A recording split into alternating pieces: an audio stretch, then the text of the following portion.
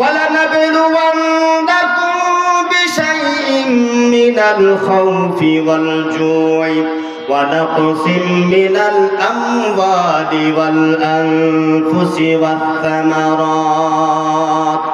আল্লাহ পাক রব্বুল আলামিন পাঁচটি পরীক্ষার কথা বলেছেন, পাঁচটি বিষয়ের কথা বলেছেন। এক নম্বরে তিনি খাউফ ব্যবহার করেছেন, ভয়।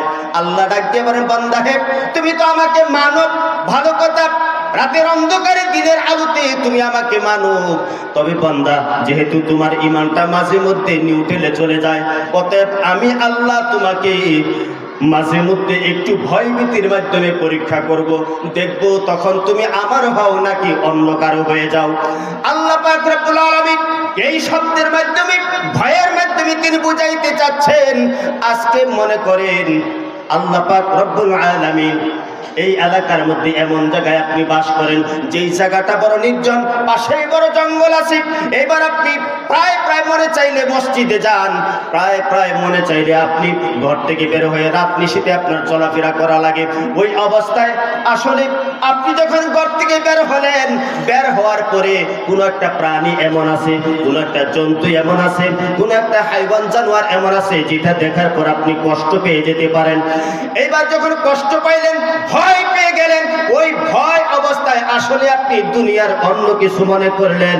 আপনার হাতের লাঠি আছে, ওই লাঠির প্রতি আপনি ভরসা করলেন না, আল্লাহর প্রতি ভরসা করলেন। আল্লাহ এটাই বুঝাইতে চাচ্ছেন। অর্থাৎ আমরা মাঝে মধ্যে অনেক সময় এমন হয় যে দেখা গেছে আল্লাহ পাক যখন আমাদেরকে পরীক্ষা নিতেছেন, আমরা বুঝার চেষ্টা করি না, আমরা বুঝি না, কিন্তু আমরা অনেক সময় আমরা নিজেদের বেলায় নিজেদের শক্তির জিনিসটাকে দাঁড় করিয়ে দেই। না, কোনো ভয়ের কারণ নাই, কোনো সমস্যা নাই, আমার হাতে যেই লাঠি আছে এই লাঠি থাকতেই যথেষ্ট। আমার ভাইরা, দুনিয়াতে কোনো সমস্যা হইলে এই আল্লাহর জমিন, আল্লাহর আকাশ, আল্লাহর সব কিছু নিয়ামতের ভিতরে আল্লাহ পাক রব্বুল আলামিন যখন বড় বড় সিডর গুলি দেন, বড় বড় নার্গিস গুলি দেন, বড় বড় টর্নেডো, ঘূর্ণিঝড়, এগুলি দিয়ে যখন আল্লাহ পাক রব্বুল আলামিন আমাদেরকে পরীক্ষা নিরীক্ষা শুরু করেন, খেয়াল করে দেখেন অনেকে এরকম আছে, আমার জন্য কোনো টেনশন নাই।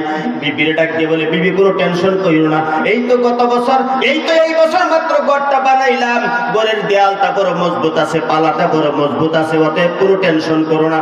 যত বড় শক্তিশালী বাতাস, ঘূর্ণিঝড়, টর্নেডো আসুক না কেন, বিবিরে টেনশন করো না, আমাদের ঘরটা এখনো নতুন, পালাটা বড় মজবুত।